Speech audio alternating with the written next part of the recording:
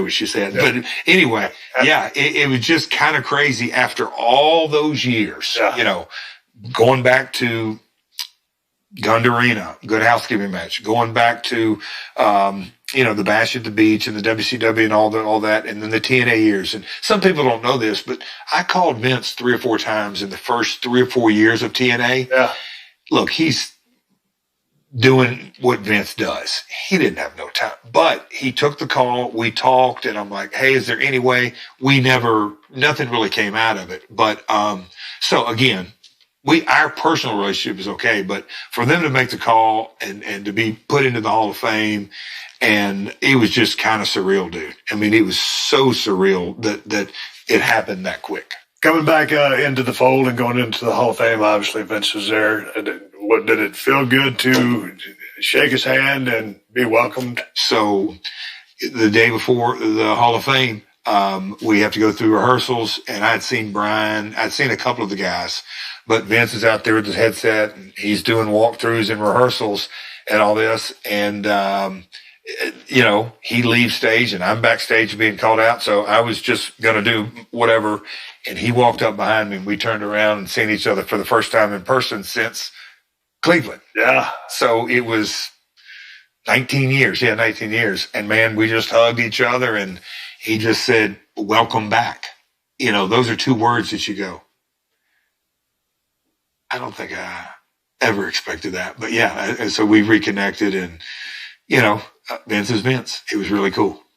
So now looking back, are you at peace with everything? And how do you feel about the, 30-plus years you spent in the business?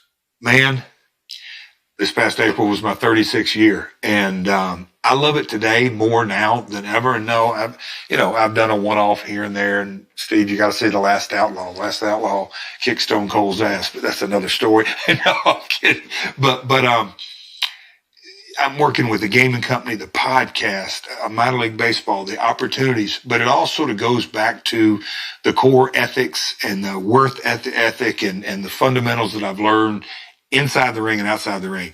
And so I don't think I've never been a guy that looked in the rearview mirror with regret, because you mentioned the word at peace.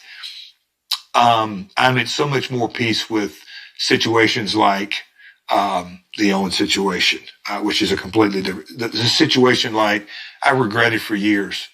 Did I really handle walking out that night in Nashville? No, but I'm in my late 20s. Kids that we don't think the same. Did I handle certain situations? But now I have a perspective on it. It's all a part of it. I've had an incredible career. Dixie and her family, after having some really, really rough times, they put me in their Hall of Fame, the WWE Hall of Fame, the opportunities that I have in front of me. I mean, I've lived a charmed life. I'm very grateful for the opportunities across the board that I've had. What would you say or like your legacy to be in the business of sports entertainment? Ooh. My heel persona, I took a lot of pride, sometimes probably too much, and a lot of people are like, he's full of crap. I took a lot of pride in making my opponents look as good as they possibly could, because I kind of knew that was my role. I wasn't 6'6". I didn't have a Lex Luger body. I wasn't a talker like Stone Cold or The Rock, but I knew my role. I knew that, so I took a lot of pride in the ring as that character. As a business guy, I looked at Vince, I looked at my father, I looked at others that are successful and said, you got to make the tough decision sometimes, and you ain't going to win a popularity contest. But if you kind of have your nose to the grindstone and you do every job and don't ask somebody else to do a job that you won't do and live by that mindset. I think one of my things that I'd like for people to say is he had perseverance, and he may not be the smartest, but he is damn sure going to come to work and put his work boots on. And if you want to outwork Jeff, you better bring a lunch. Well, if you made it over 30 years, you're doing something right, and that is perseverance. But you said keep your nose to the grindstone, and one of the things you're doing as far as that goes is you do have a podcast with Conrad. Conrad has several podcasts. He's been very successful. Obviously, you've been doing this for a little over a year. Are you enjoying the process, and where can people listen to your show? Man, Steve, and again, I did your podcast several years ago, and I've done a couple of, and I had zero interest. I was on the first live show of Bruce Pritchard and Conrad. They asked me, and they sang that song and all that. But Conrad wanted me to do a podcast back then. I just had no interest because, look, me and you ride up and down the roads to Memphis, Louisville, Nashville. That's what we did. We told stories. Dutch Mantel, a mutual friend of ours, maybe one of the greatest stories of all time. I had no interest in me telling stories, and I certainly didn't think I could monetize it and have it in a business. But getting into it, I absolutely love it. Conrad has a unique ability to pull what the listener wants to hear. And I used to say, look, I've never picked a topic, believe it or not. That's Conrad.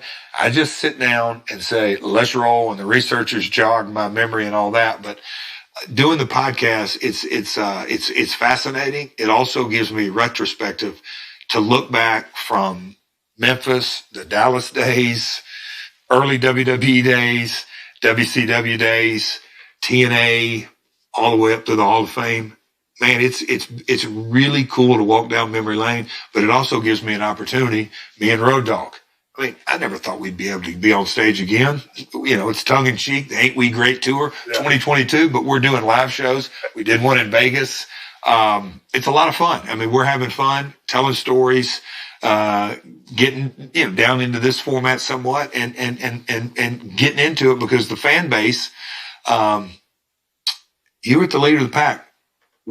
But you, us, however you want to say it, we made a lot of fans. That golden age of cable television, they didn't have all these options of YouTube and streaming. They watched either the Atlanta Braves on WCW or the New York Yankees. I mean, they were captured in the Monday Night Wars and all that kind of stuff. It was an era that there's 8 or 10-year-old kids come up today in the autograph lines. I'm sure you experienced that. Yeah. And they go, oh man, I absolutely loved your match with Razor Ramon.